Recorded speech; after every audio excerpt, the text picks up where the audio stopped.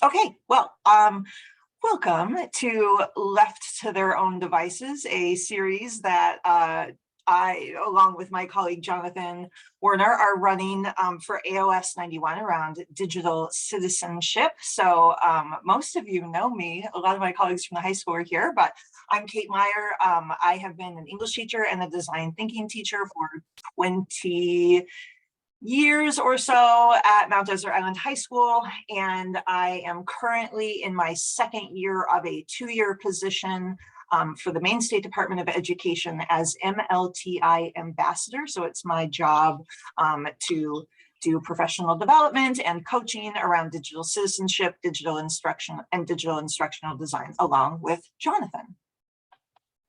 And I'm Jonathan Werner.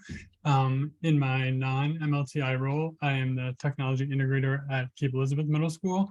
And like Kate, I'm in my second year. There are now 10 ambassadors, 5 senior and 5 junior ambassadors. And our role, as Kate said, is really to just get into conversations with faculty all over the state about best practices for tech integration. And I know that so many people, begin their conversations with like, I'm so excited to be here with you. And it's really, but I actually am like super psyched to have this conversation. I so rarely get to have it with anyone except Kate in this way. And like, we think about it and talk about it so much. And I really, as you'll see, feel incredibly passionate about it. And I'm delighted that you all have chosen to join us for this conversation.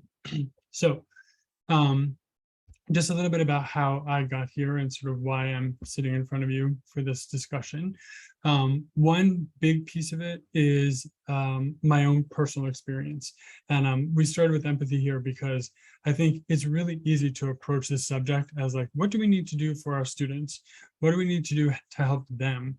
And for me, I came at this from, though I had been a tech integrator for years when this happened, I kind of came to a reckoning with my own technology use and how distracting and sort of destructive it really was in my day-to-day life. It was impacting relationships. It was behaving like any kind of really problematic behavioral choices that were really just infiltrating everything about my life. And I suddenly had this aha, which I'll talk more about next month, but really realizing that I needed to re-examine my own use. And right around the same time, I had an opportunity to hear a conversation at ISTE, which is the International Society for Technology and Education. It's like the national partner of ACTM, about the difference between our approaching this question of digital citizenship from digital don'ts and like, you shouldn't do that and that's a bad idea, to digital do's, meaning let's use technology to do this. What if we were to, how about, so a really sort of creative approach and a kind of authentic use of technology for growth, instead of defining it by the ways in which we want to see students limiting their use. So that for me was another kind of powerful piece of the puzzle. And then as I started talking about it with people, discovering how little conversation was happening. And over again in meetings and in presentations, people were like, I had no idea that blah. And I kept thinking like, that is incredibly scary. If I am the Joe Schmo appearing in front of you, telling you something as basic as, in the instance I'm referring to at the moment, how carefully and incredibly powerfully motivated are big tech companies to manipulate and sort of control our behavior, and the lengths they go to do that. It's astounding. And yet it's been in the common knowledge for more than 5 years.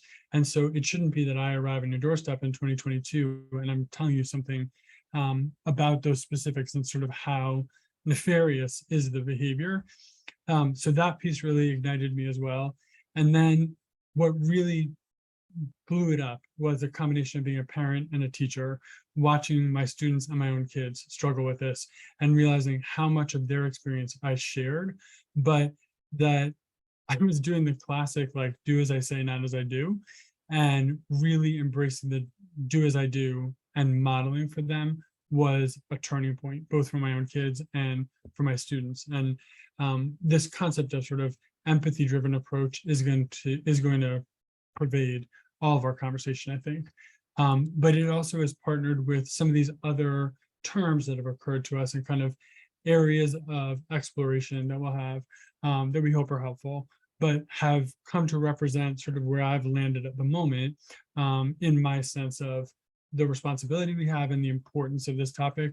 I think the title, Left to Our Own Devices, has come from Kate and my growing impression that this is a literacy like reading, like math, that is critical to learning. And someone reminded me the other day of that phrase, learn to read so that you can read to learn. And I think there's a very similar arc of learning to use tech, but then needing that tech to learn, and we're failing in the first part. We're not giving kids what they need to teach appropriate use. And in fact, we're just not having enough of those conversations. So as I said, I'm delighted you're here to participate in that conversation and really think carefully about how we might approach teaching this literacy and really making it as much a part of the water of our education as reading is and as math is, as a basic skill that they need to be able to enter into our classrooms and into learning with us. And I'll share a little bit more of my story in another couple slides. But basically, when I took this position as MLTI ambassador, I pretty quickly inserted myself just into Jonathan's work. So Jonathan is like, I've been doing digital citizenship. I'm really passionate about it.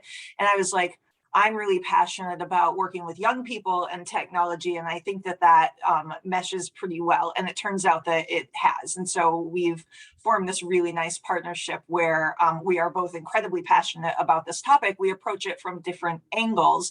And I think it just makes for a really great discussion, as Jonathan said, that we have all the time. Like we get into these great passionate discussions about it via Zoom. So that's really nice.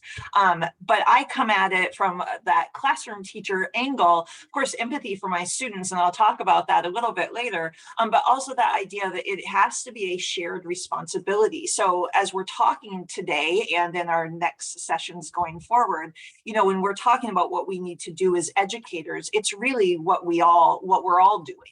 And so I really am approaching it from, let's not add one more thing to our plate. Let's, as Jonathan said, view this as a literacy that is just as important as teaching as the other literacies, and kind of join hands together and do this work together.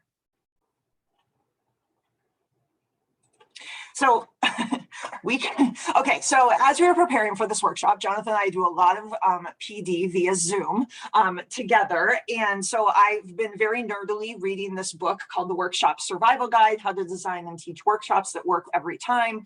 And thanks to this book, we are not going to do a lengthy icebreaker.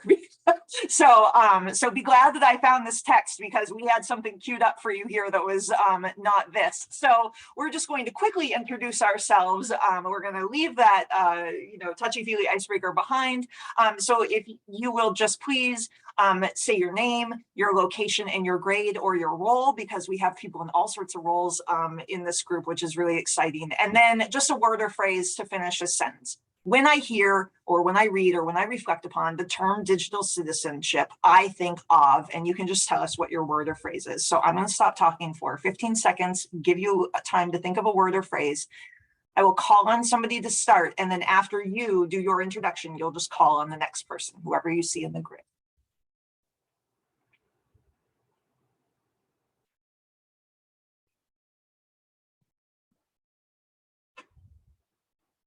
All right, so at the top of my grid is Beth Blujman.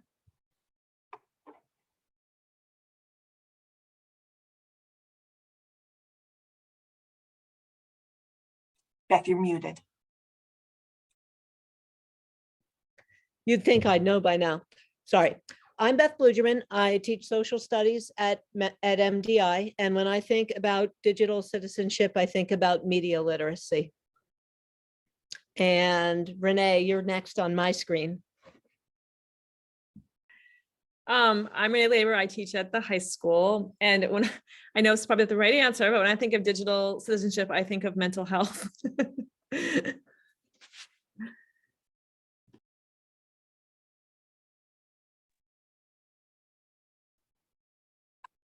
I forgot I was supposed to call on somebody. Chip. Chip Taylor, MDI High School Auto and Metal Shop. When I think of digital citizenship, I think of the appropriateness for kids these days. I'll take Steve on my next slide. Had a feeling. Steve Kablinski, I'm at the high school. I teach woodshop, marine service technology. When I think of digital citizenship, I think of like your digital footprint and what your legacy is behind you. Ian. Hi, thanks, Steve. My name's Ian Braun. I'm the Dean of Students / Assistant Principal at Mount Desert Island High School. And when I think of digital citizenship, the word that came to mind was growth. And I will call next one on my screen that hasn't gone yet is Elaine Eden. I get two names. I'm Elaine Eaton. I'm the database administrator for the district. And when I think of digital citizenship, of course, I think of evil and all the appalling behavior that's out there, attacking our kids and ourselves. Gloria. Hi, I'm Gloria, and I also work at the high school. And when I think of digital citizenship, I think responsibility. And I'm going to call on Cindy. Hi, I'm Cindy Lambert, and I'm a tech integrator at Mount Desert Elementary. And when I think of digital citizenship, I think of being part of a community, and the good and the bad as being part of that community.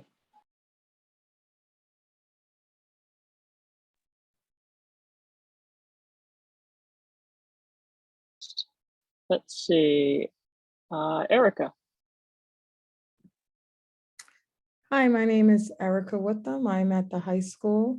And when I think of the digital citizenship, I think of, oh boy. And I'm going to call on Megan. Thank you. My name is Megan Rowell. I am a school counselor at the high school. And when I think of digital citizenship, I think of invasive. Oh, sorry. Somebody's going to have to help me because my screen is frozen, so I can't see anybody else that has not already gone. I got you. Tabitha. Thank you, Kate. Hey guys, Tabitha. I work at the high school. I think all of us do, don't we? Oh no, Cindy's not. And when I think of digital citizenship, honestly, everything you guys have said is perfect too. And I think of all that, but I just think of myself kicking and screaming into this world that I still am not really wanting to be a part of. And I think Josh is in the chat, so I think it's Sheila. Let's see. So Sheila McLaughlin, MDI High School. And when I think of digital citizenship, I think of phones.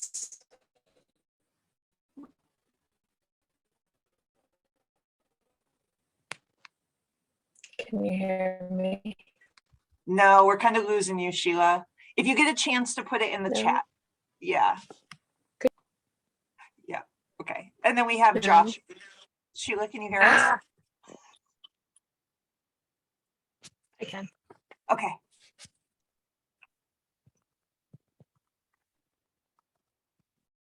Okay, and then we have Josh in the chat who is at home on his home computer without a camera microphone, but he's the district office IT manager. And when he thinks about digital citizenship, he says he thinks about learning to be a responsible and safe participant in our world. And Sheila thinks of phones. Absolutely, great.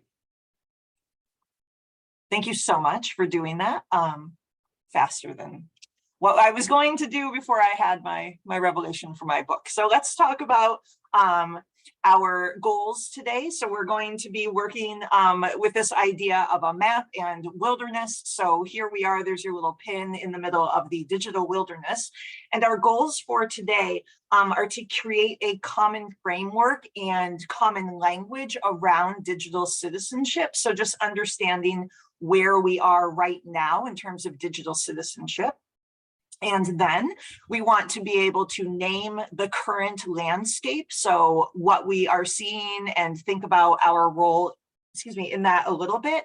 And then begin to build empathy for our students to try to understand through our shared experiences, as many of you alluded to in your introductions, what they are going through, so that as we are trying to open up these conversations with them, we are approaching them from a place of empathy. So we're going to start with this question of, well, what's the big deal about digital citizenship? And so I told you I'd tell you my story a little bit about and it's that I've always had an interest in technology, especially digital technology. I grew up in a family where my mother was, and she still is, an early adopter of anything and everything that has to do with technology. We always had, like the newest, whatever it was. My mother kind of rushed out to buy it, and we had it to play with in our homes. The ironic piece of that is that I was still somehow the only one who knew how to program the VCR. So there's some irony in there as well. But I'm part of a really interesting micro generation that exists between Generation X and the millennials. So some social scientists will call me a Gen Xer, and some will say, nope, you're a Zennial. You're part of this micro generation between the two. I actually prefer the term the Oregon Trail generation because I grew up on the computer playing Oregon Trail. In this generation, this tiny little generation of it only spans 4 years. The internet became a household phenomenon when we were in our early teens. And so that's our defining moment. And it was really the perfect age to be able to dig into technology and really explore it for what it was and understand it. Because at that point in our lives, of course, we weren't burdened with careers or families. So our parents weren't able to dig into it the same way that we were. We kind of had this free time.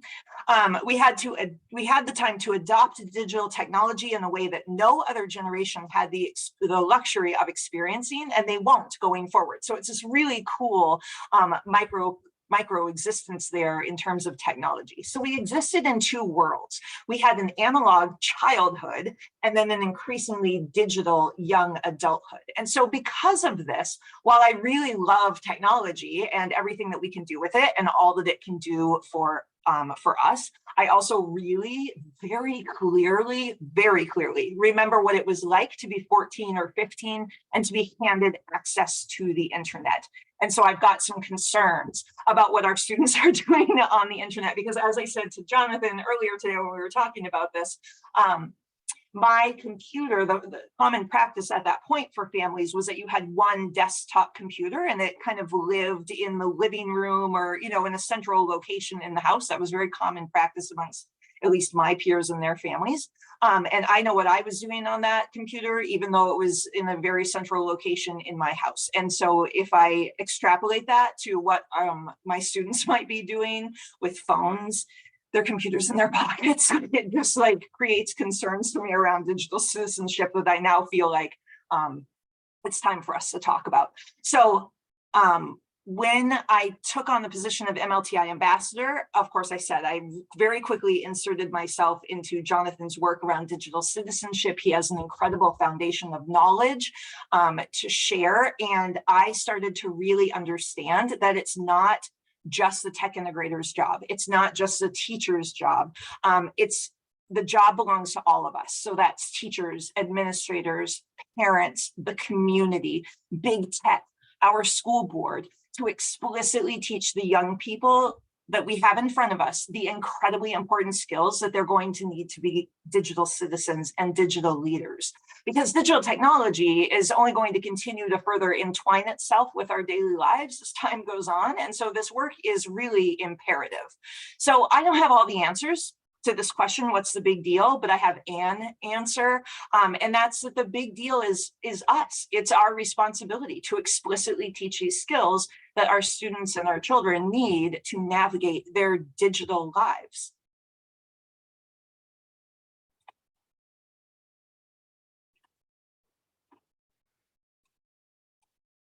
So think about that digital world they inhabit as the digital wilderness, which, as Jonathan and I were talking, I was like, oh my gosh, it's like wilderness out there. So the digital wilderness is where teenagers who are between the ages of 13 and 18 years old spend 9 hours a day consuming entertainment media. And where tweens, those are our students who are between the ages of 8 and 12, spend an average of 6 hours a day. And this doesn't even include the time that they spend using media for school or homework. And it's up 17% since the start of the pandemic. So when you look at that, the time that they spend in the digital wilderness, they're spending more time online in that wilderness than they spend with teachers, parents, or other adults. And again, they have access to the world's information in that wilderness. So I liken it to when we as educators get new devices or new technology, right? It often comes without training, leaving us to figure out how to navigate it while we're already in the middle of our pretty complicated professional lives.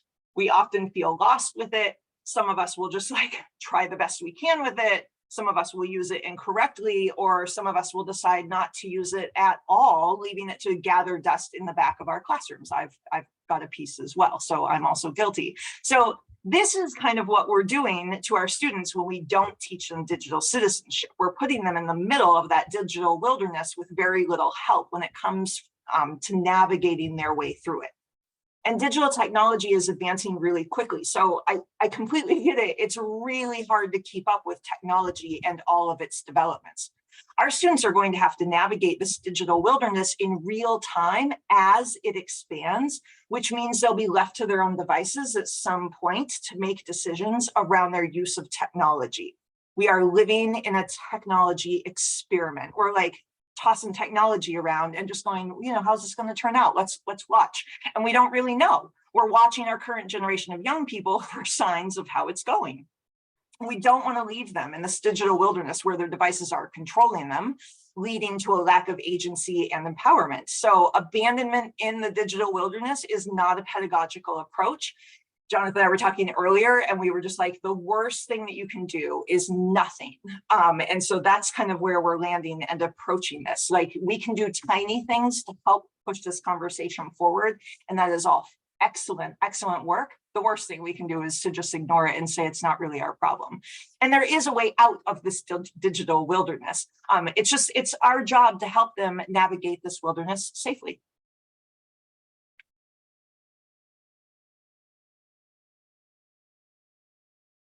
Look at me remembering to unmute before I start talking, because you think, I'd remember too, Beth, I'm with you. I constantly start and I'm muted.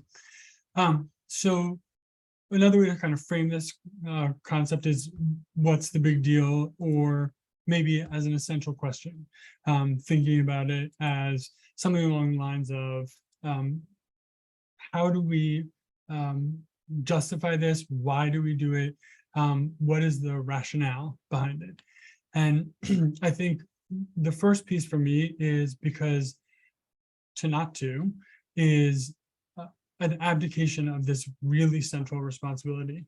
And I was telling Kate, I hadn't thought about it in quite a while, but I used to teach in Gorham as an English teacher, and had these fantastic colleagues. And we started in, this is 2010, 2011, kids were really getting into hot water. And we were having things like, you may have had this at MDI, but early morning physical fights in the hall. And we then traced them back to online behaviors the night before. But this is at 2010, 2011, we're not really making that connection.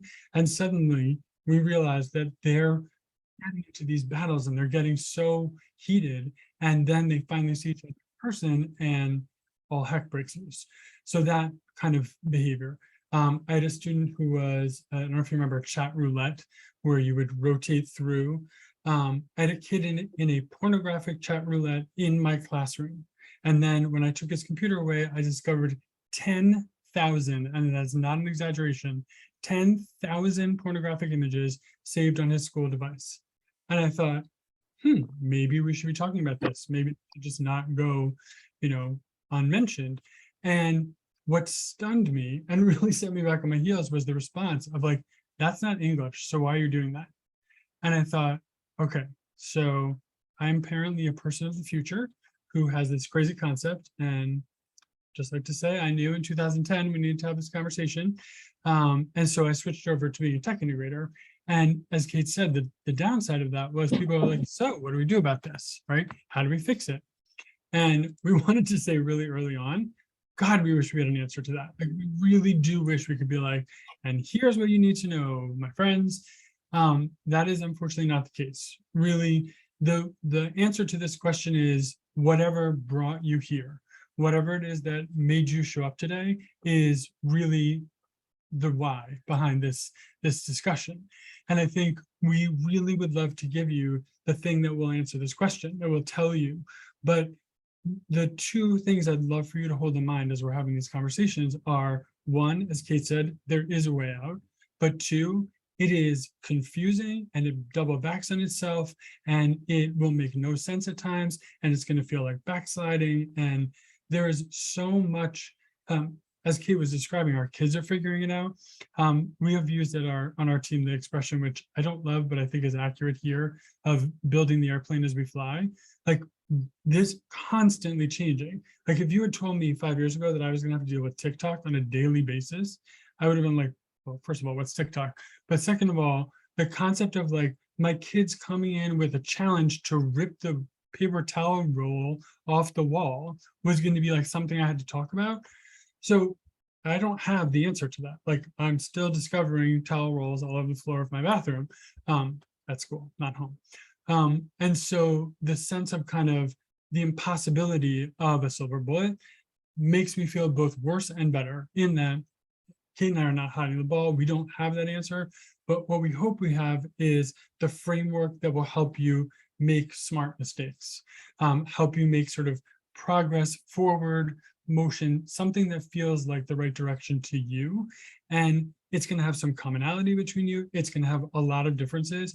And as Kate said, really the key is just trying it, right? Engaging in the conversation, not letting anyone tell you it's not your job, because it is really impossible to imagine how we're going to allow our students to continue to just muddle their way through this and think that we're not going to see the kind of catastrophic results that we've seen.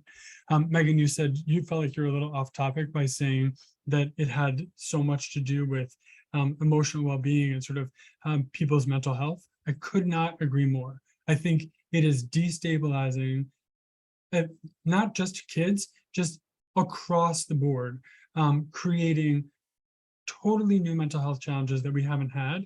And now we're asking people to navigate using the thing that's creating those challenges to learn without any guidance as to how to do so. It's lunatic. And I hope that this comparison to a literacy like reading, like math, gives you that language around how can we not teach this? We're demanding that they use it and then somehow expecting them to figure it out on their own. And I always think of like, it would be as if you handed War and Peace to a first grader and we're like, good luck with that, let me know how it goes, right? They're like, well, it helped me when I needed to reach the counter and I stood on it, but other than that, what are we expecting from them? So we gave a lot of thought to how we wanted to define digital citizenship here and sort of what we were going to use as our working definition.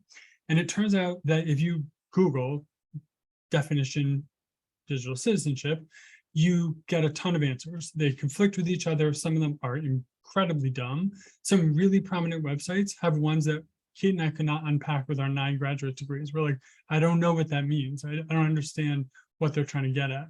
So we landed on one from George Couros, which is very simple. If you don't know him, he and his brother are these really thoughtful, I think, really thoughtful education leaders who have given a great deal of consideration to empowering teachers to share, to model, to guide students in the area of digital citizenship. And he says it is using the internet and social media in a responsible and ethical way. And I don't think that's comprehensive. I don't think it names everything, but I think it's a really great place to start. And as you'll see, he pairs it with another definition that we're going to come across in a few minutes that we felt like gave us a really nice arc to this conversation in the next months that we have working together. But having said that, we also kind of want to add in a piece to say that Kate and my definition includes whatever you all decide it is. That is, however you come to consensus or you come even just to the conversation around what do we mean when we say digital citizenship is going to be critical, especially along the lines of implementing any changes, feeling consistent with one another, and like they are moving us in a direction that makes sense in the larger sort of sphere of your district and your building. So if you imagine for a second, trying to use those totally different self-contradictory definitions, if one of you is doing that and one is doing another, you're potentially working at cross purposes.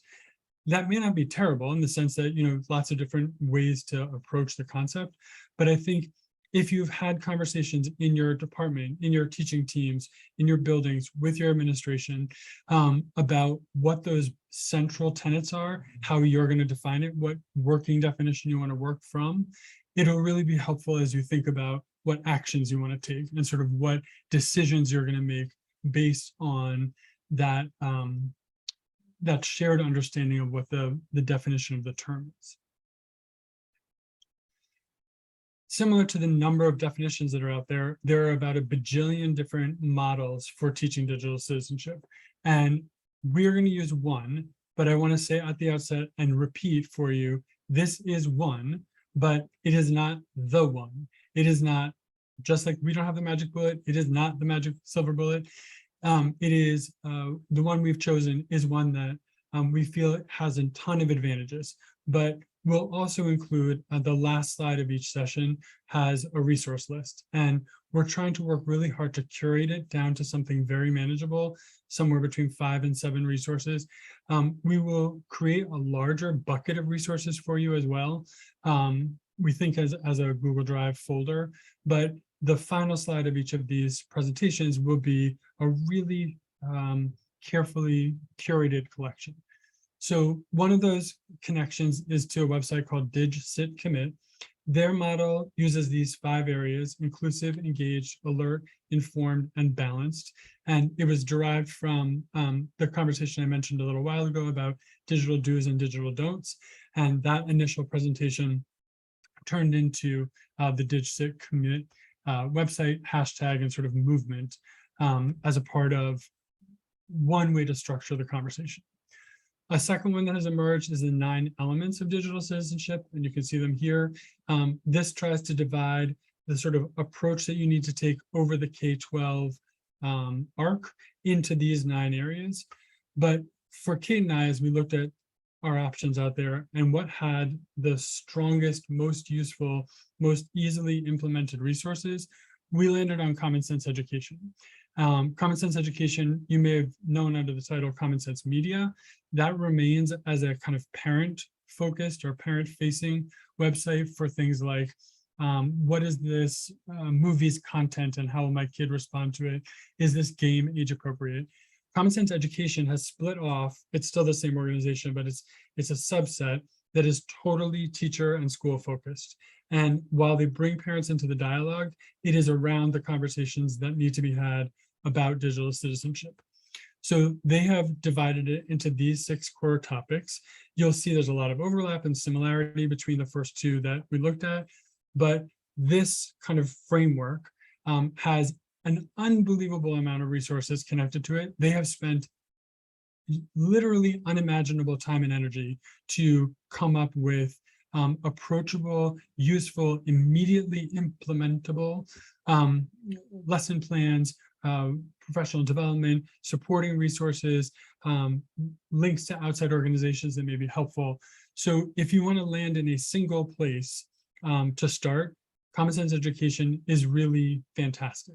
It isn't going to answer all of your questions, but it is a really powerful tool to use. So we also have structured the next 6 sessions using these 6 core topics. Our next one next month is media balance and well-being, and we'll work our way through those. And I was delighted to hear that media use is an important part of some of your thinking about this. But the part that really struck Kate and I as a reason to go this route is that you can refer any of your colleagues to this site with zero familiarity with the topic, and within minutes there are resources available to them to begin a meaningful conversation. The area in Cape Elizabeth that has been really fantastic for me is to share it with advisors, because that's a natural moment, and invariably they're like, you have an advisory activity for me? Thank you so much. And they are pre-organized, so you can, there's some of them that read so literally that it's like the script you read when you give the SATs. They're like, ladies and gentlemen, we are here today. You might want like a little more meat on the bones, a little more excitement about it, but it is literally a script that you can read. So that piece for me has also been great, because as we'll talk about towards the end of today, one of the biggest actions you can take is just have conversations with your colleagues. Be like, do you think this is important? Here's why I think it's important. I'd love to talk to you more about it. And if you want to hand them something to supplement that conversation or give them an entry point, Common Sense Education is a terrific one for them. Sidebar, Kate and I have a partnership with Common Sense Education. We don't get any money, we're not paid anything, but the Department of Education and Common Sense Education have a shared memorandum of understanding about bringing digital citizenship conversations to as many schools across the state as we can. I asked the question point blank yesterday of our contact, is there any limitation on our steering people outside of the Common Sense Education framework? She said, absolutely not. If they're having the conversation and they never touch our website, fantastic, that's what we care about. It is not a for-profit corporation, it's a nonprofit, and it operates from our perspective from an incredibly student-focused, education-focused point of view. And so in advocating for it, we are advocating for the conversation using this tool. But if you find other ones, and we'll refer to them all through the course of the next sessions, we welcome you to use this, but not in any way to limit yourself to it. So we are going to just take a quick peek at one of the resources or activities that Common Sense Education offers to start those conversations with our students. And digging through the site, like Jonathan said, they've got these beautifully scripted lessons with everything that you need right in them, slideshows and videos and essential questions and the whole deal. But they also have these very quick activities. And I just thought we're early in the year, and what a great time maybe with our advisees or with our students, if it seems to fit into the conversations that we're having about their tech use in the classroom, is this activity called Our Digital Habits. And so we have linked it in the resource slides, so you'll have access to it. I'm going to give you a copy via Google in just a second. And again, they've created the student handout and also the teacher guide that is scripted. So if you are looking for an advisory activity or a quick activity, maybe during some freshman focus time, you can grab this, and this is a really nice place to start opening up that conversation. I really like it. I really like Common Sense Education's materials because I find that they are authentic and they're not cheesy, and they don't like induce me to eye rolls, which a lot of this stuff kind of tends to do. I'm gonna be really upfront about that. And so Common Sense Education does not do that for me. And I really appreciate that. So I feel really good about sharing this as a resource. So I'm gonna put in the chat a link. It should ask you to make a copy of a document that will then go to your Google Drive called Our Digital Habits. So I'll give you a second to open that up. And the top of it should look like this with a big green bar that says check if you're in the right place. And so I'm just going to model for you today this process of going through this digital habits check using simply the resource that they've offered. So I didn't create anything new. I grabbed this document off of their website, and now I'm ready to implement it because I also have their teacher notes. So this is a great activity to for students to do so that they can start checking in with their digital habits and then creating some goals around some of those habits that might be changing, and then challenging themselves to create a plan. Let me see. Erica, give me 30 seconds and I'll work on, oh no. Jonathan, what happens to you when you copy of digital habits? Oh, I know. Anyone with the link. Probably do it. Google changed its sharing over the summer. There it is. All right, refresh and try again. Sorry. You should all be able to do it now.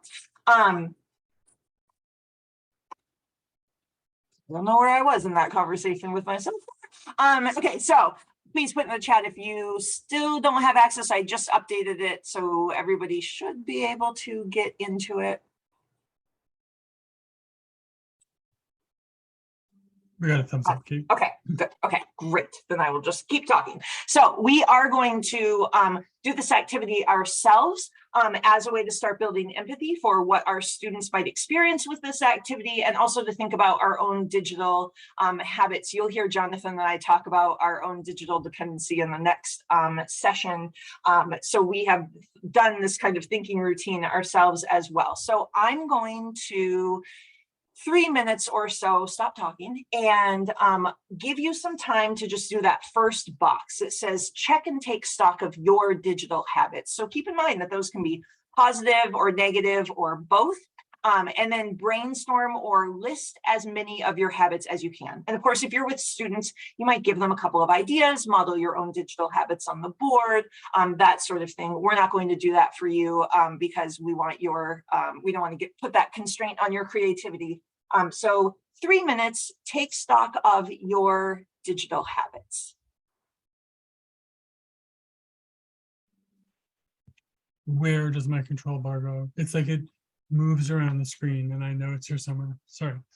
Okay, so Common Sense Education, as Kate mentioned, really has an incredible depth of authentic resources.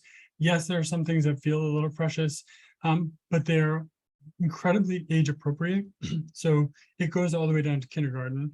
And you'll find that, for example, starting Media Balance Week with the Media Balance song may not go over great with your freshmen, but your kindergartners will be like, yay, the Media Balance song. So that awareness on their part that it really is appropriately matched is another reason I really like it. But if I had to tell you the single thing, it would be this series of videos called Teen Voices. And what they have done is interviewed dozens and dozens and dozens of teenagers, and they update them constantly so that they're making relevant references, and ask them to consider a particular question or focus. So in this one, the students are asked to reflect on the pressure they feel to stay connected to one another. And if you've had this experience, you have not had this experience, I will try to explain it to you. If you have, you'll know exactly what I mean.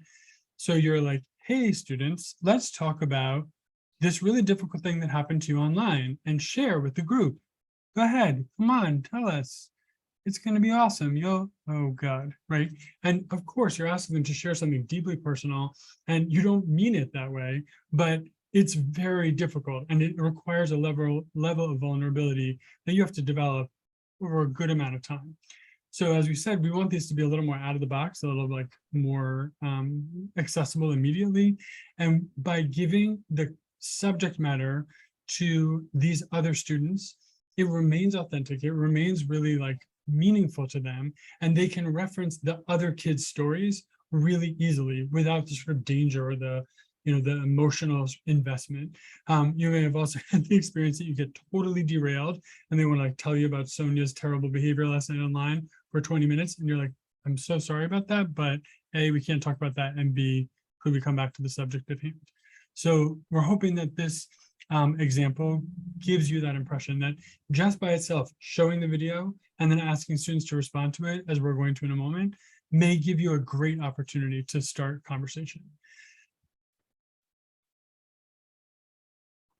I check my phone A lot. More than I can count. I check it usually when I wake up in the morning. Before school, on the bus ride to school. During school. A couple times each class. At lunch. Probably check it at break. After school. Walking home. While I'm doing homework.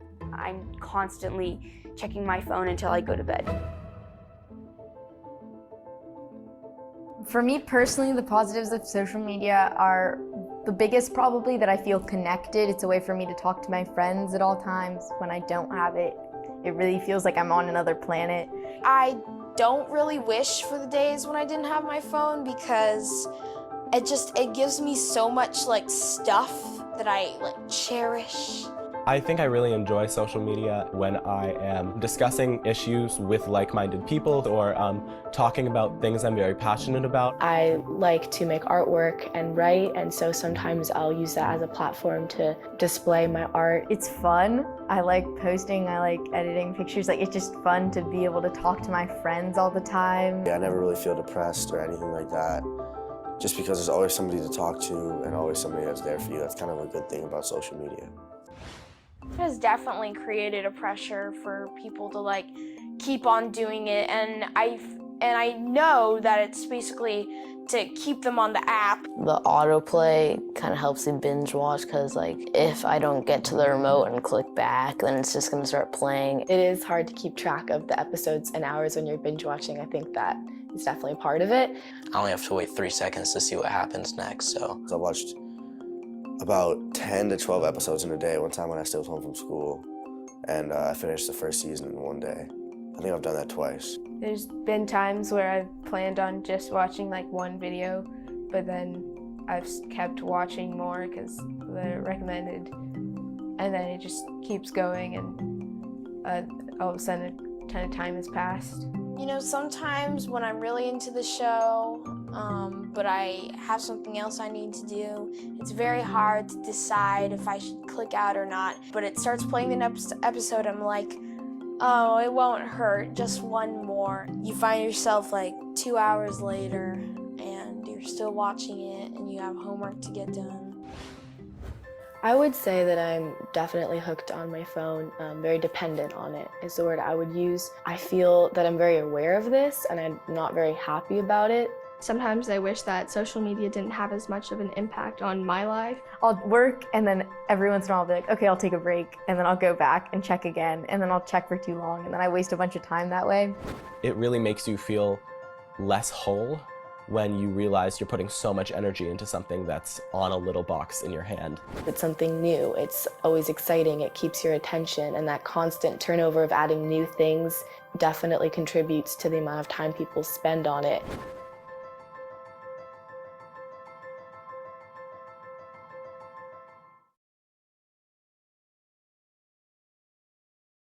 I check my phone a lot. More. So one of the things we're going to try to do each session is pair a resource with an activity pulled from Facing History and Ourselves, which we know is part of what you guys are working on as a framework for this year. And one of the ones that Kate and I have used quite a bit and really like is See, Think, Wonder. So as you reflect on what you just watched, we'll ask you to think about, what did you see? What do you think is going on? And what does it make you wonder about? And I'll give you a minute to reflect on that, and then ask anyone who feels comfortable sharing to share with us. Think of it as broadly as you'd like. There's no way to approach this that is the right approach. Imagine putting this video out in front of your students and then asking them a really open-ended question to reflect on what they had just experienced or kind of resonated with as they watched.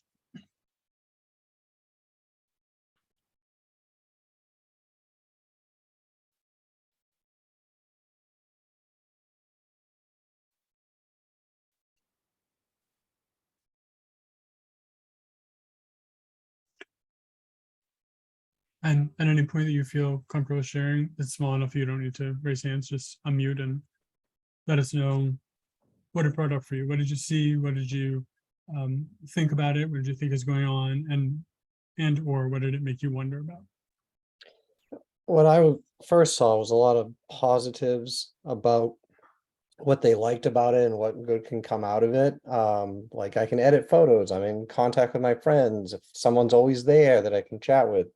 And then some of the downsides they were experiencing, like all of a sudden 2-3 hours are gone and I got stuff I need to do, and that pressure being on there. I'm wondering, like, some of the things they were talking about, like how the next recording starts automatic. Like there are things built in to loop you in and keep you connected that are hard to disengage from, even though you know that's what's going on.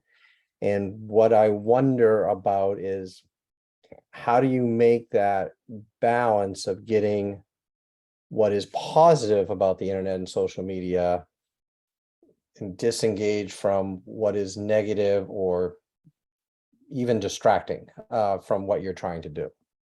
Not necessarily negative sometimes, but it's distracting, right? I told you no silver bullets, but Kate and I actually have a really great thought process sort of approach to this specific question. It is the one that makes me see purple with rage over people not knowing how much they're being manipulated. And as one tiny example, in my house, we call it the Netflix dive. And that's when you try to stop Netflix before it autoplays. The guy referenced, grabbing the remote. It will not hopefully surprise you to learn that depending on how you do the measure, Netflix profits tripled or quadrupled when they switched from having to make the decision to stop it to the decision to have to play the next episode to what it is now, which is the decision to have to stop it. And that is just the tiniest example of exactly what you're describing in this. Our students are combating, and often totally unaware, this incredibly intentional effort to keep them drawn in, keep them connected, far beyond when it's healthy, far beyond when they want to, far beyond any willpower they would try to exert to stop themselves. So fantastic question. It's nearly the entirety of what we're going to talk about next month.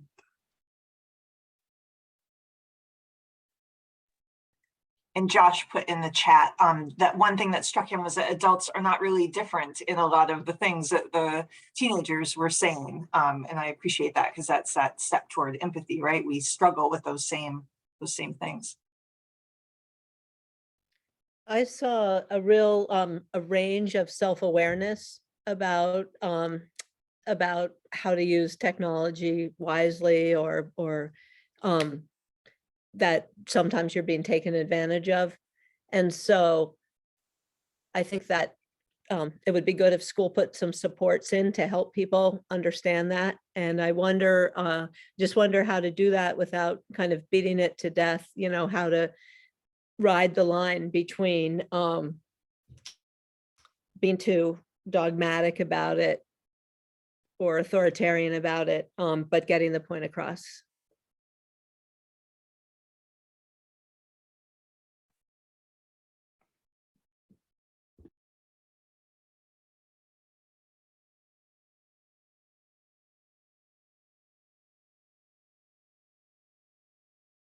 Any other sees, thinks, or wonders?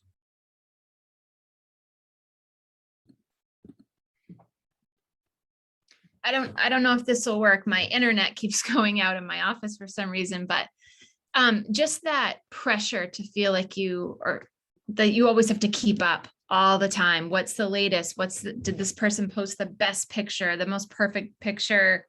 Just that feeling of always having to keep up, and the pressure that puts on.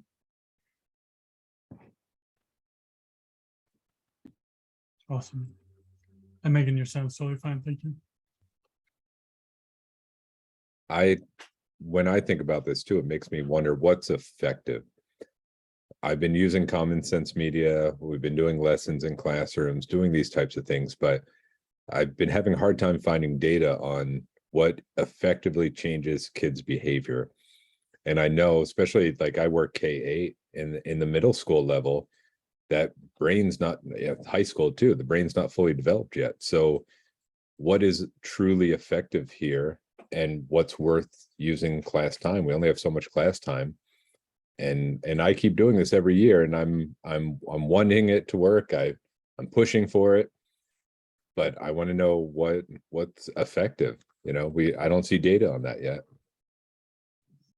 Here is two things for me, Mike. One is that it is a phenomenal question, and one I want to look at more carefully, because I think it's an incredibly important piece of the puzzle of figuring out what connection there is, just like we would analyze any teaching technique, any sort of approach. The second piece for me too, though, is that sense of the time it takes and sort of the responsibility landing on your shoulders. And Kate and I were saying right before we came in, how frequently we are given another thing and another thing and another thing. And could you also just handle this and that? And I think the huge dilemma we face is that people like you who take this on and try to make it part of their own, put it in the water of their teaching and learning, doing that alone is really difficult to see the impact, even more so than it would be, even more difficult to collect that data or figure out what the effectiveness is.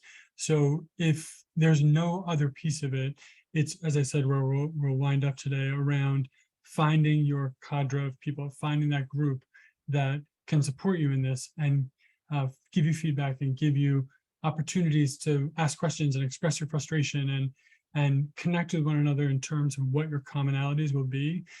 That's the point about how if you get into the kind of authoritarian mode, it's going to fall on deaf ears, right? And in this area, maybe more so than any other area of teaching, because they have such ownership, right? And it feels like an invasion to them. I don't know how many times I've looked at a kid and felt rude about interrupting them between myself and their phone, and especially with adults. Like, excuse me, could you just put that down a sec? Right? There's that kind of entitled ownership, and any words we say that challenge that immediately get people's hackles up, adult or kid. So I think that that question you asked, Beth, about how do you do it effectively without being like, hey now, right? You're going to listen to me, young man, as much as you might want to grab them by the collar and be like, probably not the most effective pedagogical approach.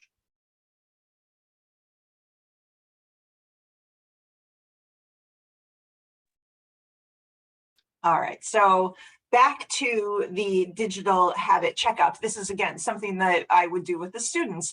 So looking at your digital habits that you listed, I would ask the students to go in and insert emojis next to the habits that demonstrate how they feel about each of those habits. So while there are positive digital habits and negative digital habits and neutral digital habits, it's a good check-in using the emojis, which we love to use, to think about how they feel when they are experiencing that. So we were going to do it, but in the name of time, we're just going to kind of move forward. But that would be the next step that I would use with my students, is going in and coding those with emojis to start really identifying what that feels like, what that brings up for you. So that would be the next step. But like I said, we're just going to move forward on that one.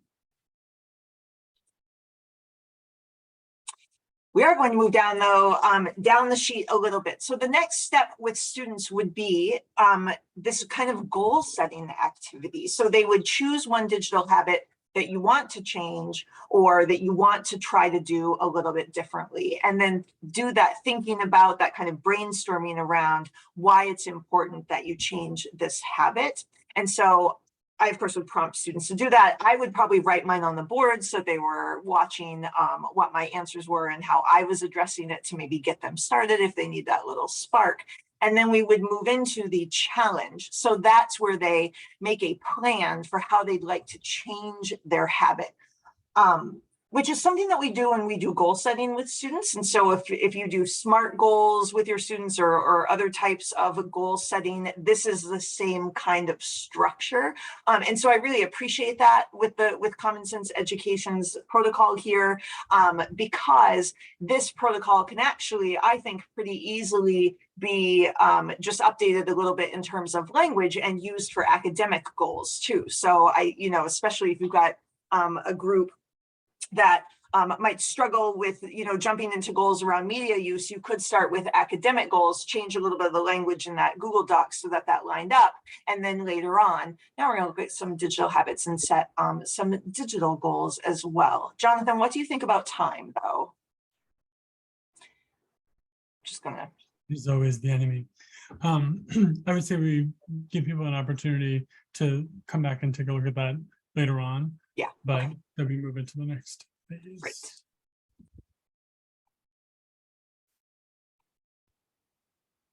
All right, so that goal setting, right, is a step toward this idea then of digital leadership. And Jonathan talked about the Koros definition of digital citizenship and kind of why we selected this one that says that digital citizenship is using the internet and social media in a responsible and ethical way. And we really like that.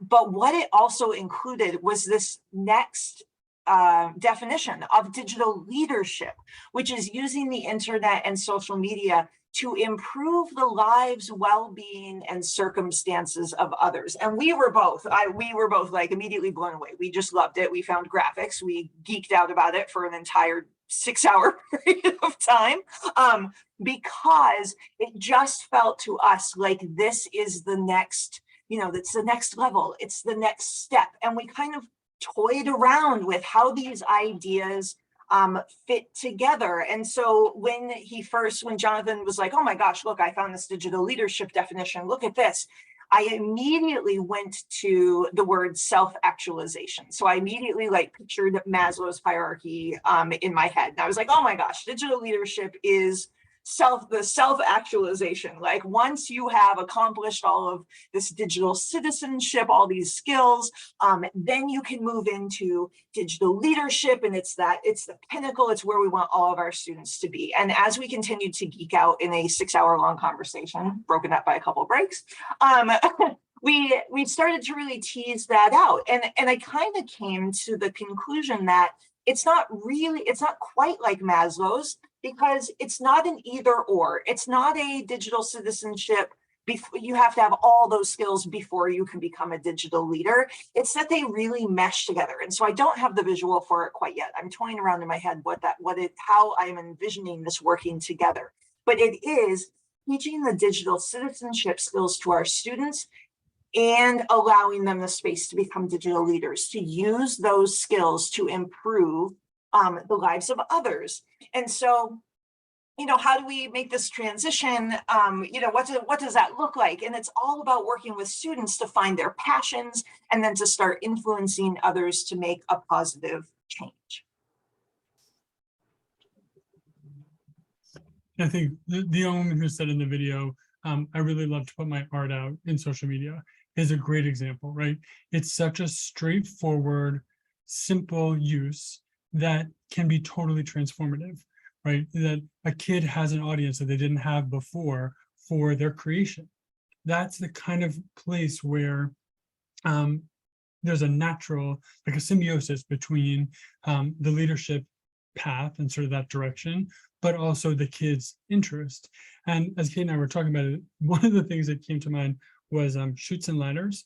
And as I was thinking about that game where you work your way up and you keep sliding down unintentionally, that she puts her art out there and then people are like, oh my God, you suck. You're such a crappy artist, right? And now she has to wrestle with that. So now we need to give her social emotional support, and she risks it again. And this time someone discovers her and is like, oh my gosh, your art's amazing. Can we show it in a gallery, right? So you have to be willing to recognize, embrace, and support students as they are working their way towards leadership with the knowledge, as Kate said, that it's not Maslowian. You can't say build the whole foundation and then step up on it. And as Kate said, the next 6-hour conversation is going to be about what our analogy is. But for today, we hope you're okay with the math and this idea of sort of working your way out. One of the other descriptors that we found using that Koros definition was to break down the role of a digital leader, or the direction of a digital leader, into these 5 areas. And that idea of not just learning from the internet, but learning and sharing the learning, using digital technology to empower others, to address societal inequality, to promote important causes, and more generally, to just be a positive influence on other people. So if we pair that sort of mission, that direction, that goal, or any one of those with the Common Sense Education framework, one of the areas that they make that work is in the heading of digital footprint and identity. And we'll talk more about this, but others use the term digital tattoo to mean the things you put out there that you can never take away at this point because they have a permanence that you didn't intend. But as they look at that in the Common Sense curriculum, at the K-5 level, the question is framed as, and this is the 5th, 9th, and 12th grade curriculum question for the digital footprint thread. K-5, how did gender stereotypes shape our experience online and the activities that are related to that? For 6 through 8, in the question of our digital footprints and responsibilities, how does using social media affect our digital footprint?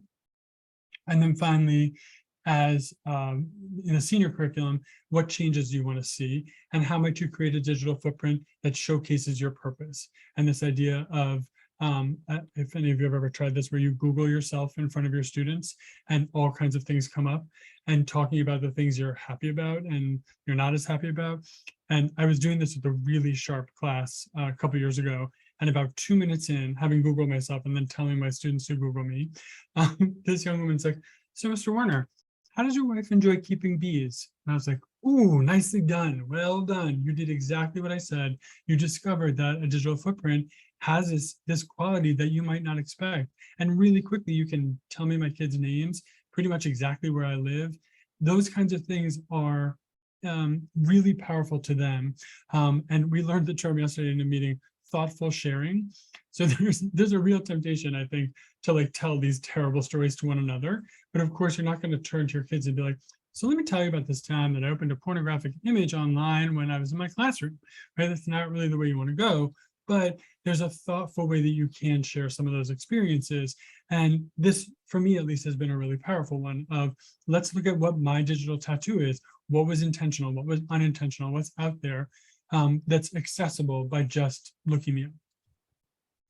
As Kate mentioned, this structure that we just went through, sorry, the activity we just went through, the digital habits checkup, what she had in front of her is this thing that you see on the left-hand side.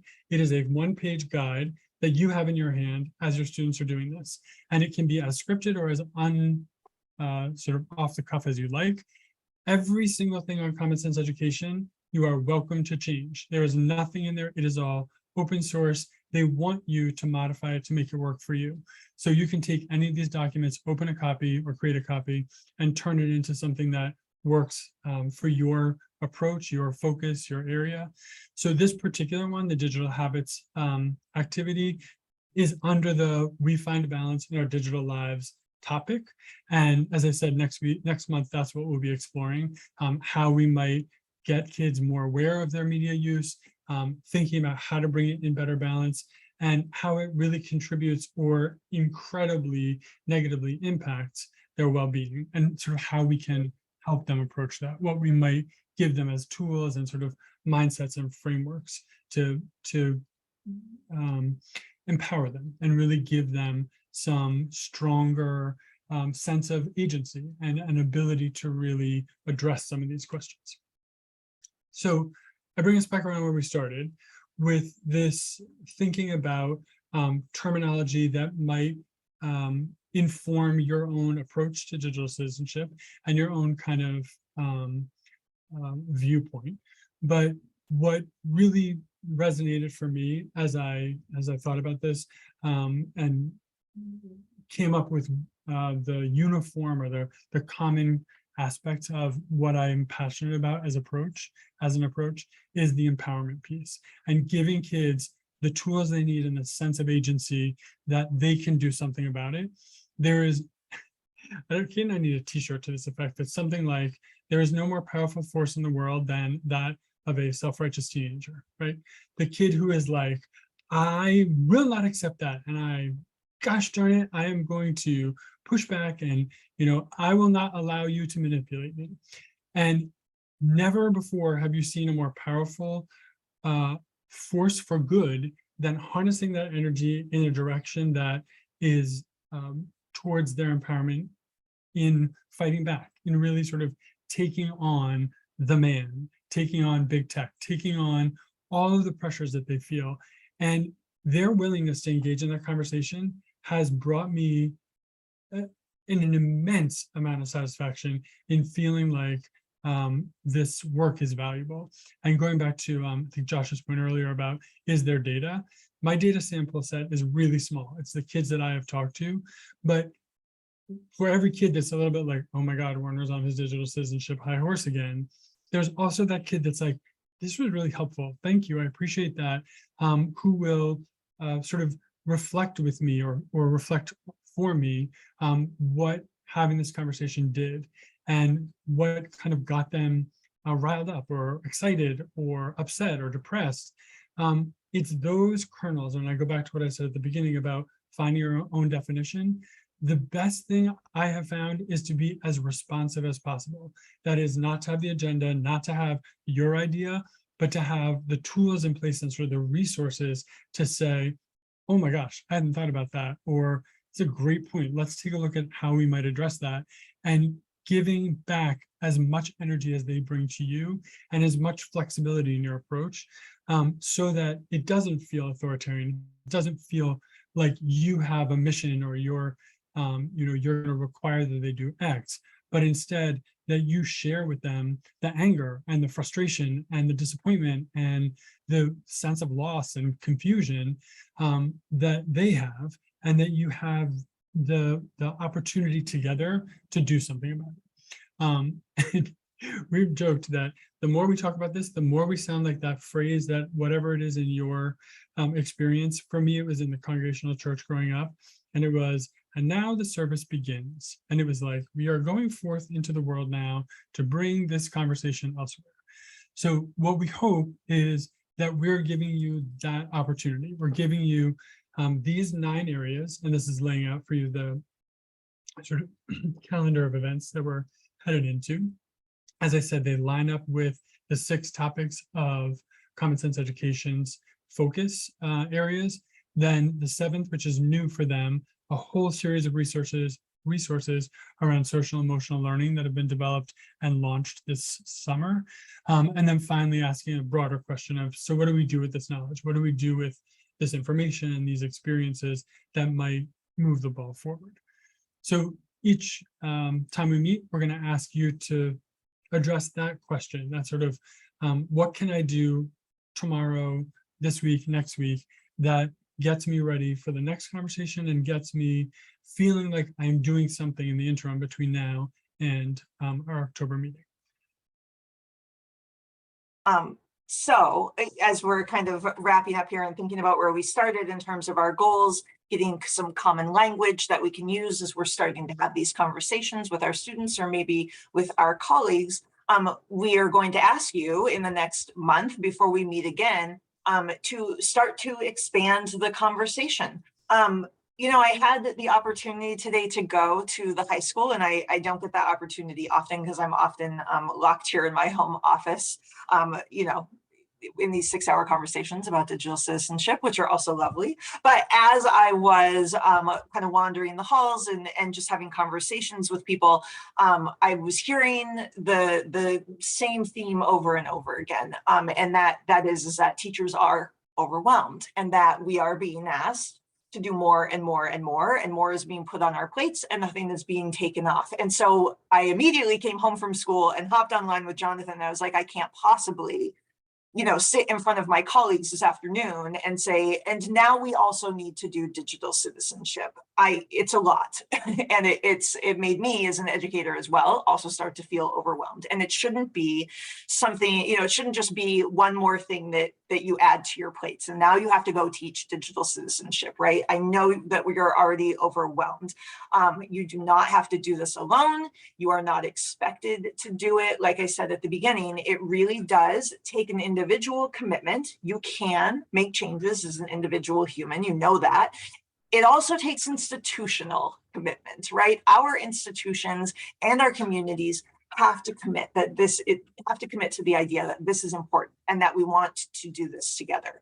And so my message is to you that we have to push back, and it's time to start holding our building, our district, our governmental leadership accountable for creating the space to teach digital citizenship and digital leadership skills. We just have to. You're all here, you all came to this PLO because you're looking in that what we think is the right direction. And so I guess our final message really is to trust your instincts on this and use that to help push all of us forward, because it is going to take all of us. It is not one more thing on your individual plate to do. We need to start pushing back and creating that space. We feel it is that important, that those are some of the types of conversations that need to begin. So as I thought about this, I'm sure you have had experiences like this, but you feel like what you want to do is move the Parcheesi piece one space forward, and it's going to take like a referendum agreement of 500,000 people to move this one thing and just forget it. I'm not going to deal with it. I would illustrate the possibility that in this area, there is opportunity for really meaningful system-wide change. Fairfax County, Virginia has 178,000 students in the single school district. Virginia, if you don't know, the districts are organized by county, not by town. And it contains 198 schools. And those 178,000 students have a uniform digital citizenship curriculum that is built into the water of teaching and learning K-12. Someone made it their mission. And in another one of those sort of analogies from my childhood in church, they took their candle and they lit someone's candle, and that candle lit a candle, and suddenly the whole church was bright, right? And I hate the cheesiness of that, but it is a perfect example here of an opportunity. Clearly, someone just made that choice, right? But one person didn't get 178,000 kids doing digital citizenship.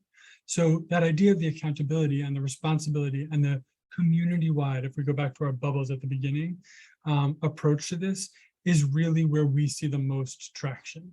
What we'll ask you to do before you go, and then once you have, we will look forward to seeing you in October, is just give us a sentence or so, a comment, a phrase about what you imagine doing that would connect with your community, that would be an opportunity to do research, that would be something you might do with your classes. What might you commit to between now and our next session in October that looks like beginning a conversation with someone else or exploring this subject more on your own? And what we'd love to end up with is 12 ideas from all of these different perspectives of ways you might take action between now and next month. And once you've done that, as I said, feel free to step out and we will see you in October.